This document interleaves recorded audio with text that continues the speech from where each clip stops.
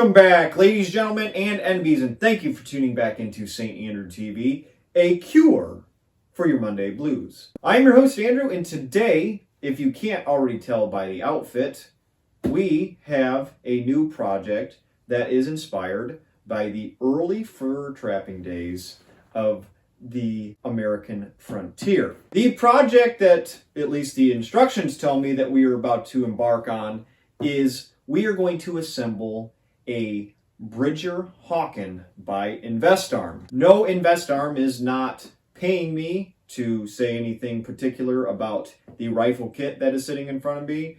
Actually, I would doubt that InvestArm even knows that I exist. However, I did place some hints along the way that we are going to do some more mountain man styled material, and what better way other than the attire than to have the rifle of the fur trappers. This one comes to us from the arguably most notable fur trapper of all time, Jim Bridger. So if you follow me along, we are going to see if this thing will go together.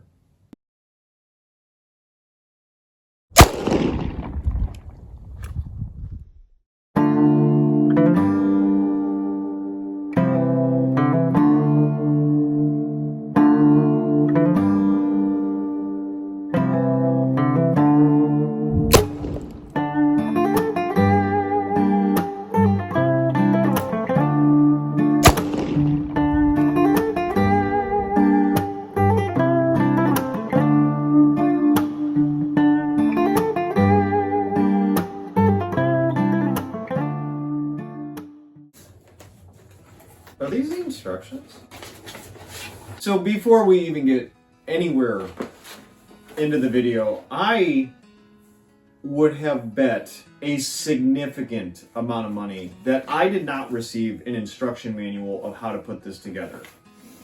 And the first thing that I find when I open the box, because I've opened this before, obviously, I got it in the mail, had my little, kid moment of getting a new toy. I could have swore that I didn't get an instruction manual of how to assemble this thing.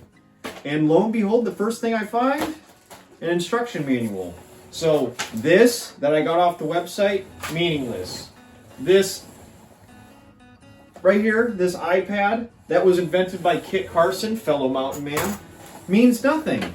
Instructions right there, nothing.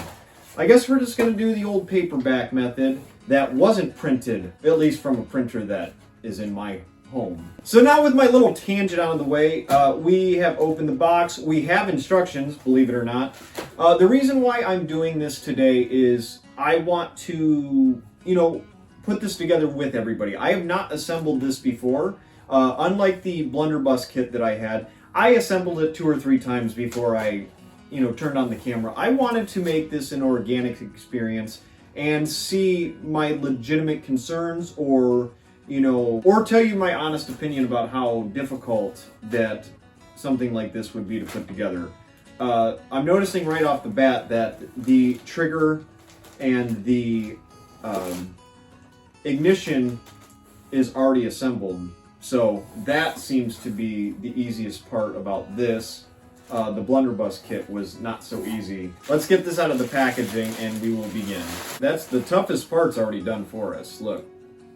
You got the hammer and the 2 set triggers are already put into the stock. That's really nice. Now this is going to be a crude fit of the rifle itself. There you can even see there's some imperfections with the stock. That's why I have sandpaper in case we need to remove, bits of wood to make the parts fit into the stock itself.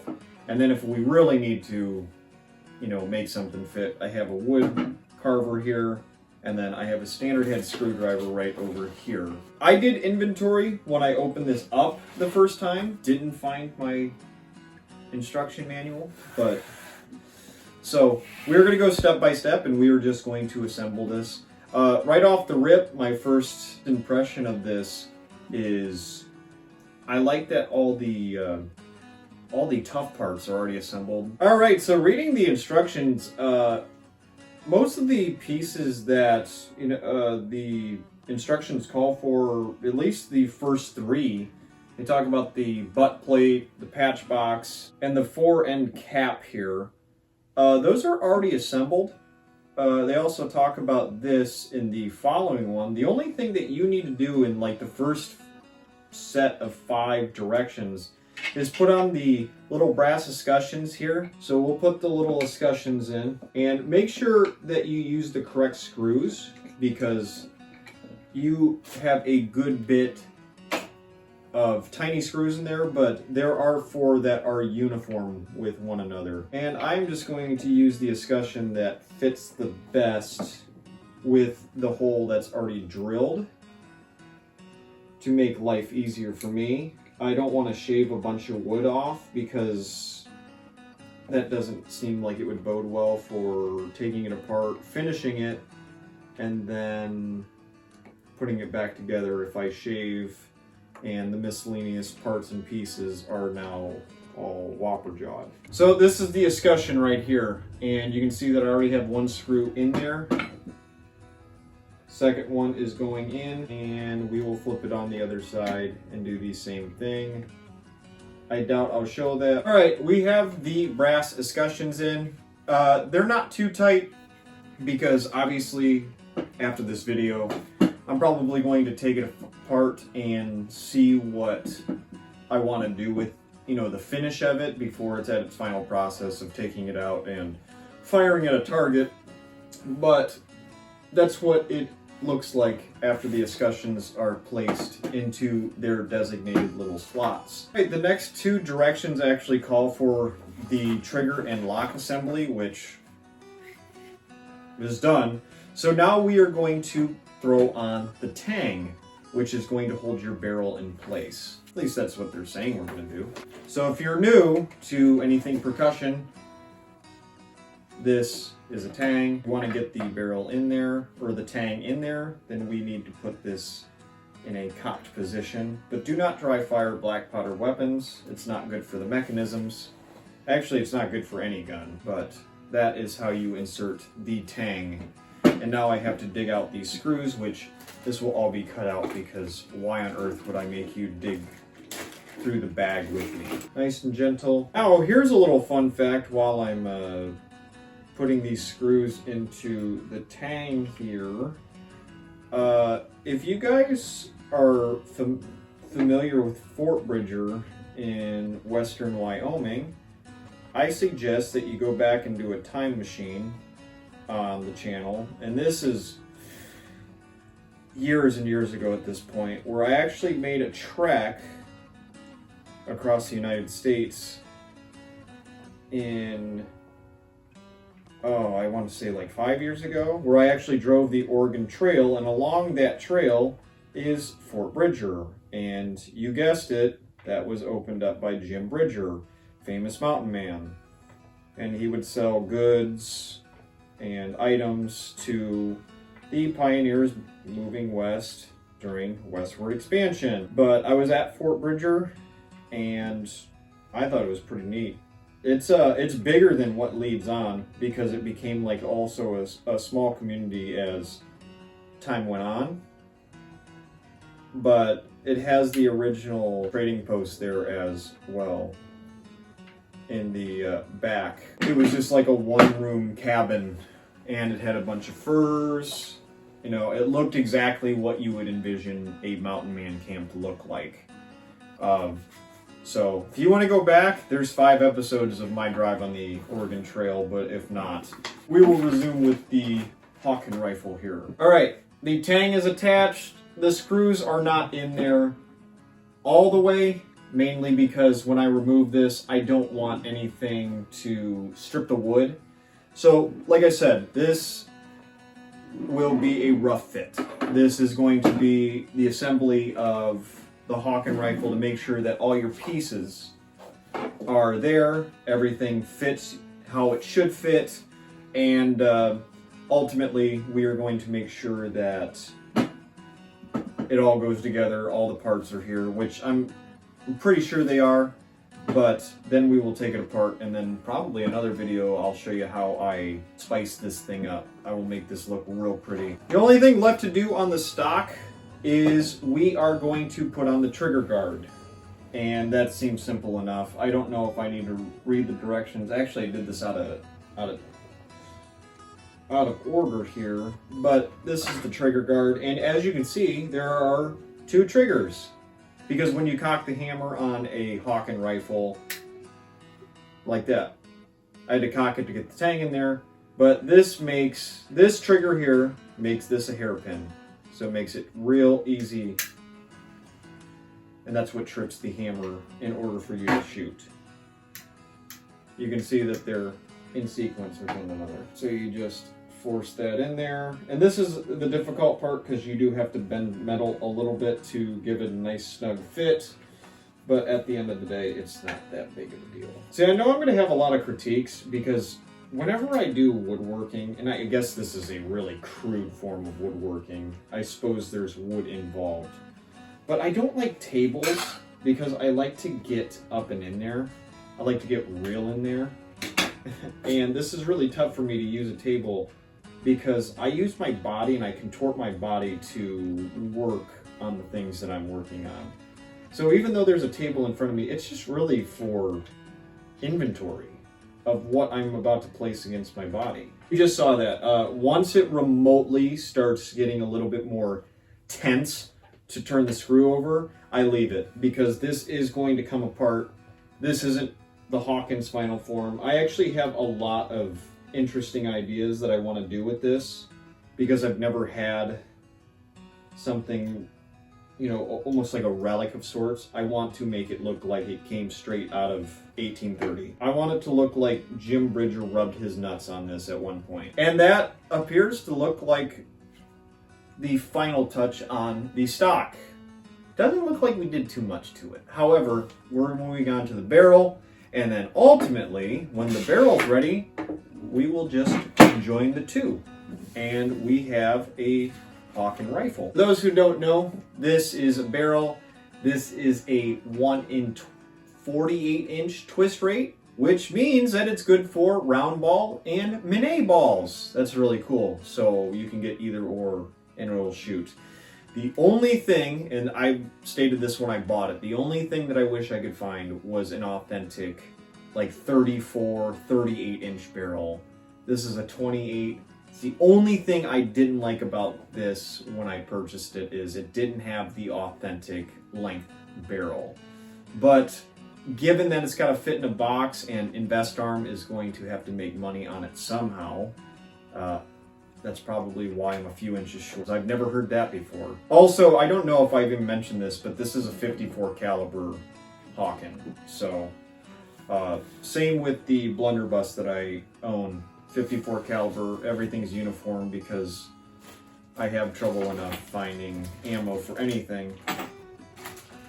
So why make this more difficult? So this is the front sight here, and it is metal on metal. It goes right in here. However, I don't want to place the front sight metal on metal because it's not getting fired anytime soon, and this is just a dry fit. But if you were, that's what it'll look like. You want the thick end up here up front, and you want the end that slides down, tapers off towards your eye, towards the non-business end, if you will, and you just slide it in like that. We are not going to assemble the front sight because metal on metal, something goes wrong, it's just a rough fit. Why would I have to insert that for a dry fit just to take it apart later? It seems like more work than actually needs to be done. So I'm going to leave that right there. Please forgive me. The finished product probably won't have a rear sight as well, but it definitely won't have a front sight. We're getting into the fun words now, and this is going to be extremely loose as well. This is the nipple. This is where you're going to put your caps, or, you know, here's the cone on the nipple, and it goes right here. Once it starts to get tense, I'm going to let off because we are not going to, we got to get that out at some point. So we're going to leave it right there. So we are getting near the end, so this thing is going to come together here soon. It says barrel rib on barrel using 2 screws. So we got 49, 41, and 50. Now you'll notice that I'm putting the barrel rib on the barrel here, clearly. However, put the screws in the furthest holes, because these two middle ones where you attach, you know, where your ramrod's gonna sit. So very lightly, not gonna stress anything out too much. But you can see they're on the outside here, those two, and then these are going to be reserved for when we put the slot where your ramrod is going to slide into. 2 thimbles on the barrel rib. These are pretty easy to distinct. Like if you're working out of the bag like me, thimble 1, thimble 2. Okay, I don't have a magnetic screwdriver. Oh, mother. I got it. I'm on one. I'd show you, but I kind of want to get this thimble attached before I everything up. All right, the next part does call for the rear sights to get put onto the barrel, which would be attached right here. Unfortunately, we are not going to do that. I'm not going to do something as tedious as sights today. I'm going to leave the sights off because those are touchy. And those would probably be the last thing that I would address in terms of what I'm doing. Certainly because, you know, you're going to move them. You want your sight picture to be what you want it to be. And it doesn't necessarily need to be put if you're seeing if this thing is being put together. So I would argue that put everything else together first, and then put your sights on. And you don't even need to put the sights on until you actually put this together, or, you know, take it apart, finish it, make it look real nice, blue the barrel, put some stain on the wood, age it, you know, go throw this in the dirt a little bit, maybe, you know, take a sock full of rocks and hit stock, make it look like it's old, and then do what you need. And then once it's all together, then you can fiddle with the sights. I'm not going to do the sights. That just seems like a lot of work, and you're not going to get literally anything out of it. It means it's not even in firing form yet, mainly because the barrel's off, but you're not going to shoot something that you just took out of the box. So this is the finale. We are going to fit the barrel onto the stock, and it says final assembly. This operation is not difficult if you grip the front end of the barrel, tipping it slightly.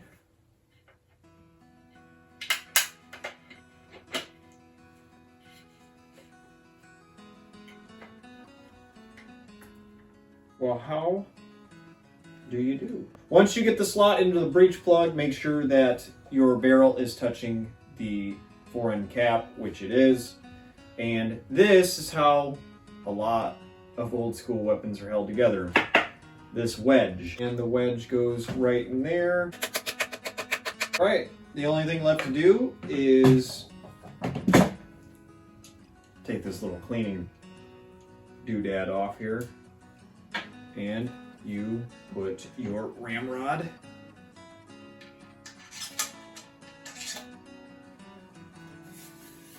there. You have it.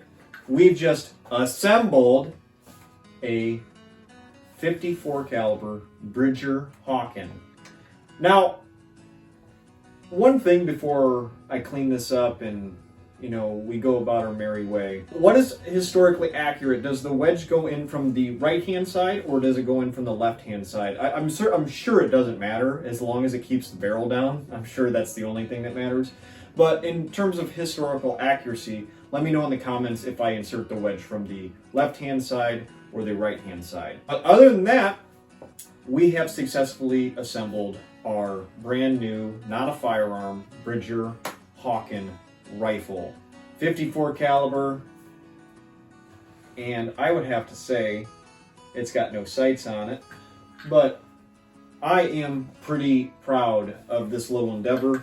This was infinitely more difficult than the blunderbuss. The blunderbuss, you didn't even need directions. You could just use your common sense to throw that together. There was not too much to unpack. This, a little bit more challenging. I wouldn't say it's too challenging where if you are getting into black powder weapons like myself, or at least percussion rifles or something of that nature, it's not so intimidating that it should deter you from doing this, because everything fit together pretty well.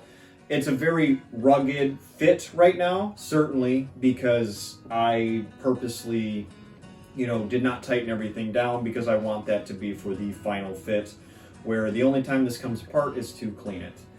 But I will quit rambling, because I'm sure this video is going to be long enough.